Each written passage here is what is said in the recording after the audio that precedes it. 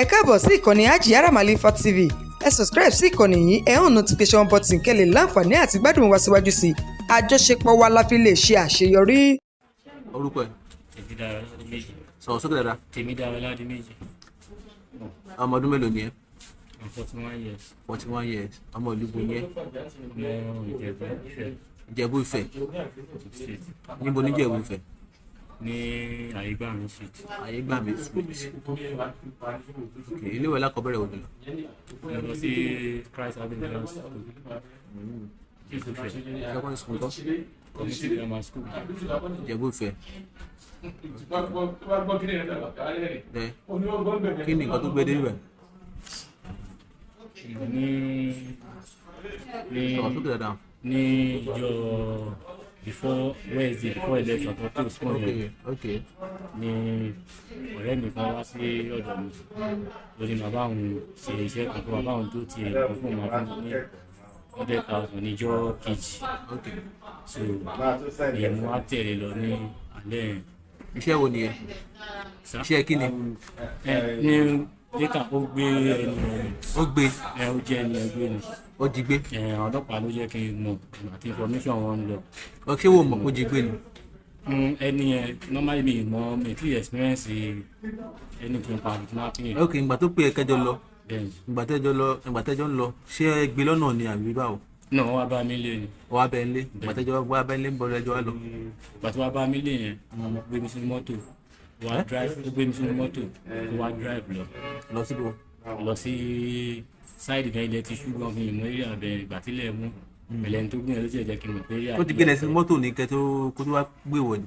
kílẹ̀ sà Ó ti gbé sí mọ́tò kó tó wá gbé wọ̀. ẹni ẹ ti wà nínú mọ́tò Already. already bẹ́ẹ̀ ni. Okay, ìyá mò ń gbọ́. So wọ́n wá drive lọ síbẹ̀ yẹn lálẹ́ ọjà mílẹ̀ síbẹ̀ yẹn lálẹ́ àtòwọn àti ọ̀rẹ́ ìtọ́jọ́ wáyé tí wọ́n jọ wọnú ìgbó Ẹ̀yin mélòó? àwa mẹ́rin. Okay, yín mẹ́rin. Bẹ́ẹ̀ Ní ẹjọ́ kidnap ẹni yẹn. no àwọn méjì lọ sí lọ gbé ẹni yẹn Okay. wọ́n abẹ́ mi lé mo fẹ́ jẹun lọ́wọ́ ni ìdí lọ́wọ́ abẹ́ mi lé. Okay, ìyá mò ń gbọ́.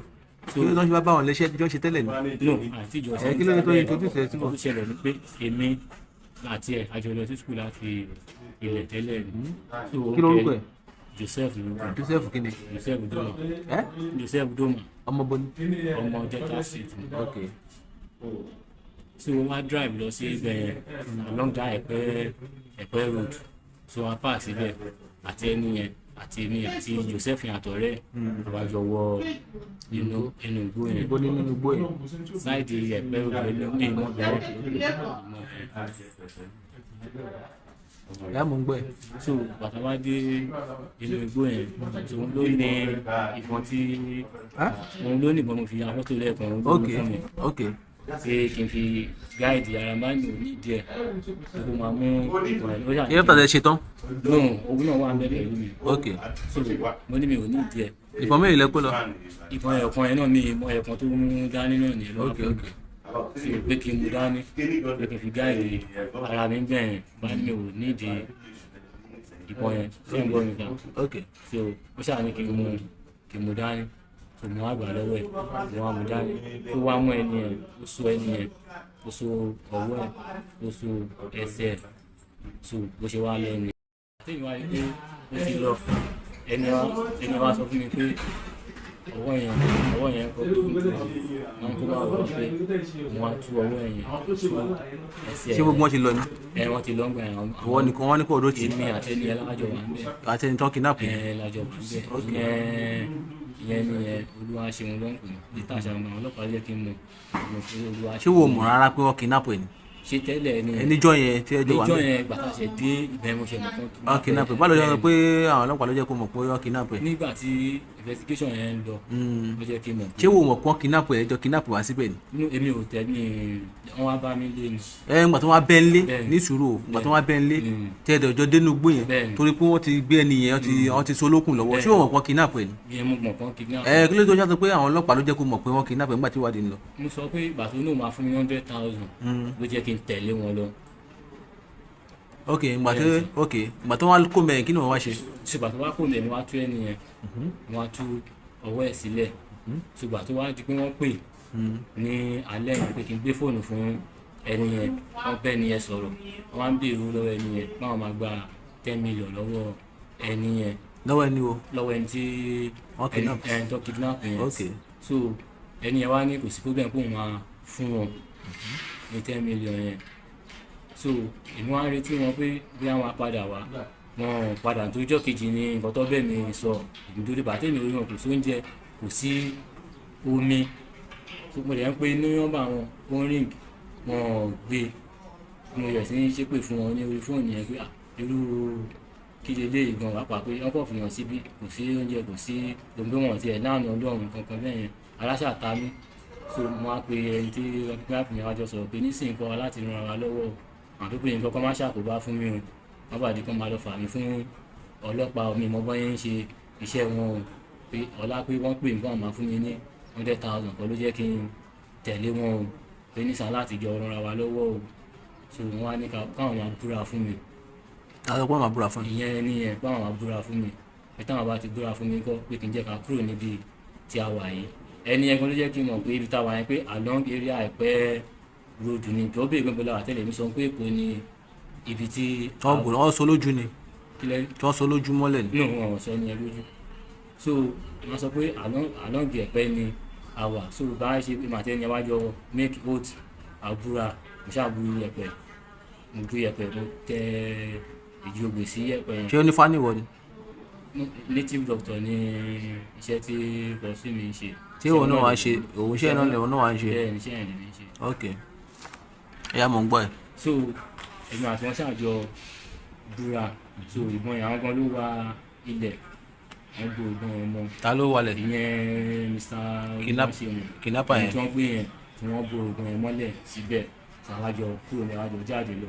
tí wọ́n á sọ fún wọn sì ń pè é sì ń kọ́ ibi tó bá ń lọ kọ́ àmàjọ lọ sílẹ̀ ní kò sí tẹ́mi fẹ́ máa lọ ní alẹ́ ìgbélẹ̀ ti ṣú o tẹ́mi fẹ́ máa rìn káàkiri o àwọn lókè àwọn ti gbọ́ àwọn lọ sọ́dọ̀ ọ̀rẹ́ wọn kan ibẹ̀ lèmi àti wọ́n jọ lọ sùn wọ́n sáà náà máa fún mi ní 50,000 pé kí n fi ra nǹkan fáwọn ilé mi nǹkan bẹ́ẹ̀ nígbà tí wọ́n ti ṣàlàyé ara mi fún wọn.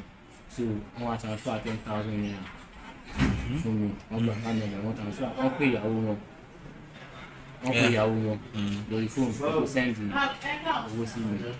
ìyàwó wa sẹ́ndì 10,000 naira sí mi 10,000 naira tó sẹ́ndì mi ò rí aláàbíṣẹ́ àìkówó wọlé sí inú àkáǹtì ọ̀dọ̀ mi.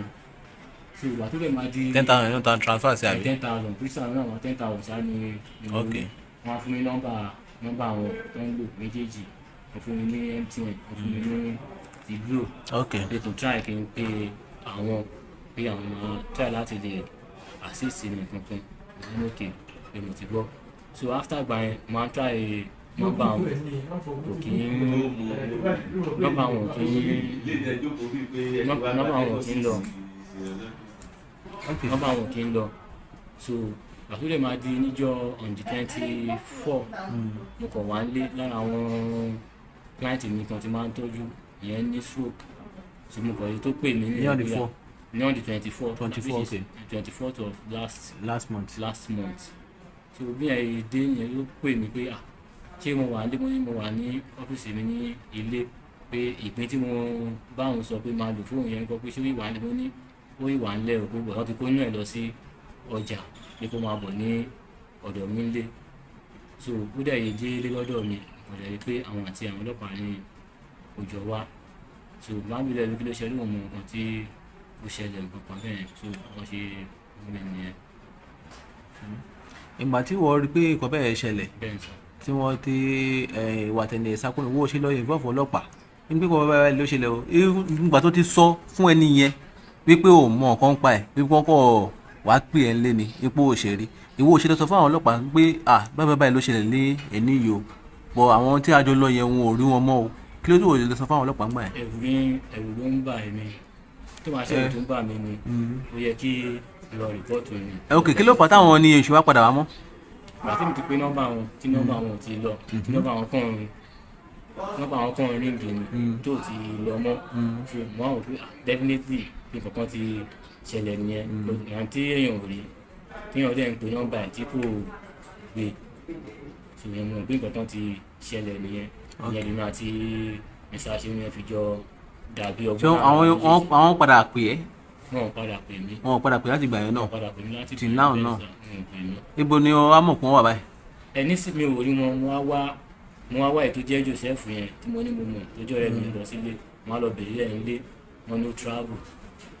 kò tí padà wá sílé. wọn ní ó travel kò tí padà. ìyàwó àtọmọ ẹ̀ ń kọ́. ìyàwó àtọmọ ẹ̀ wà nílé even though gan after táwọn ọlọ́pàá mú mi tí mo wà ní custody wọn ní ìyàwó àtọmọ ẹ̀ wà ní pé mo mọ ibi tí wọ́n wà nílé pé mo ti lọ bèrè ẹ̀ ń dé gan pọ́n ló ti travel nípa tó sọ fún mi nìyẹn. ok kí ló wá fẹ́ kó àwọn ọlọ́pàá ṣe fún ẹ báyìí.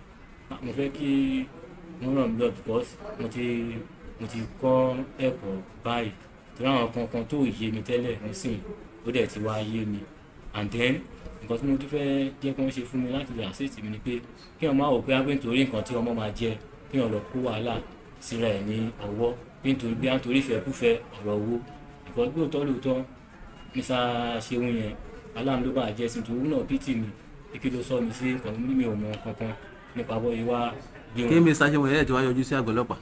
Mr. Ṣeun yẹn wọ́n yọjú sá. ok ẹ ṣé kí lórúkọ yín lẹ́ẹ̀kan sí. Tèmídayọ̀ Ọládìméjì. Tèmídayọ̀